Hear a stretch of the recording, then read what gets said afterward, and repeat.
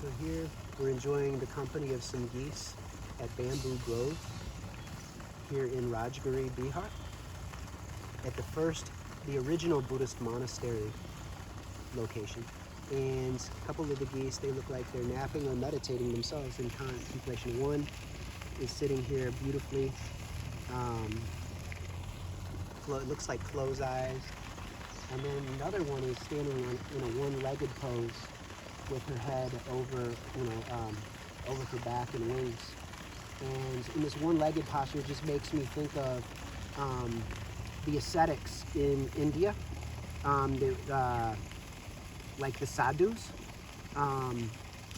Shakyamuni Buddha, before he became enlightened, after he left home and wandered in the forests along the Ganges river basin area, he studied with two of the highest level meditation teachers in the world at that time.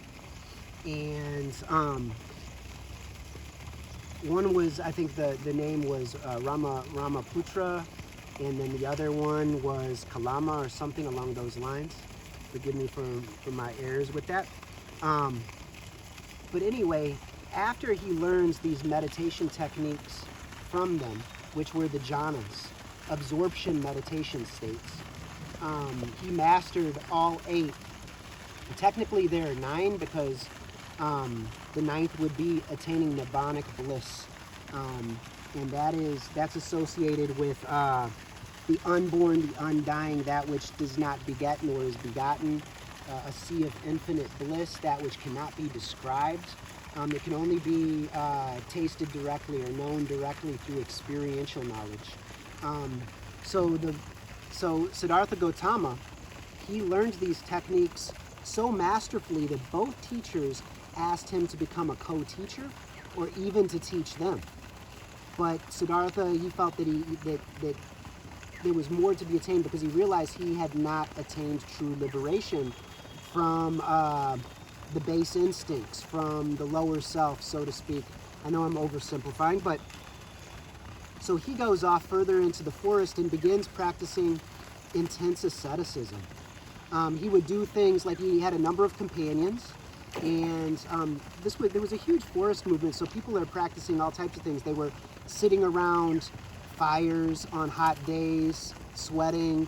They would be standing on one leg, like this goose is doing, for long periods of time in contemplation. They would do intensive fasting. For instance, Siddhartha Gautama, before he had the realization where he needed to live according to the middle path, he a more balanced way of living. He was living in extreme ways. First, as a prince, where he could enjoy the company of beautiful women and wine women's song, and party and be hedonistic. And then later, as an ascetic, he's eating 1 rice or 1 hemp seed per day, to the point where he said that you could see his spinal cord through his stomach.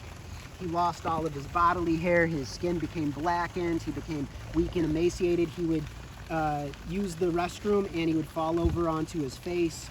And it was a very extreme way of living, and he was not making the progress he needed to. So he winds up having a couple powerful experiences that teach him the importance of balance. And that's when he decides he's going to start eating normal meals, sleeping normally at night, not staying up all night all the time, because those were the extreme practices of the ascetics in his day. And even today, you can still see it in India. There are still ascetic sadhus who are doing some of the extreme practices. And another group that was doing extreme ascetic practices was the Jain group, who the Buddha called extremists. Not in the sense that they were doing violence, but they would pluck all their body hairs out. They would engage, sometimes when they wanted to attain enlightenment, they would starve themselves to death. And the Buddha saw these as extreme and delusional and not lining up with actual factual reality. So this is beautiful, seeing the geese and the fish interact and in meditate. So now we've got 1, 2, 3, 4 of the geese in meditation mode. And by the way, the Buddha before he attains enlightenment, he had 5 main companions, and then they wind up becoming enlightened after he does, after first rejecting him because they saw him eating normal food and they thought he had sold out and that he had betrayed them and their tradition, which is very, very interesting. So there were 5 of them, and they all become enlightened later at Sarnath by Varanasi. So we'll go ahead and draw this to a close, but this is beautiful. Be happy.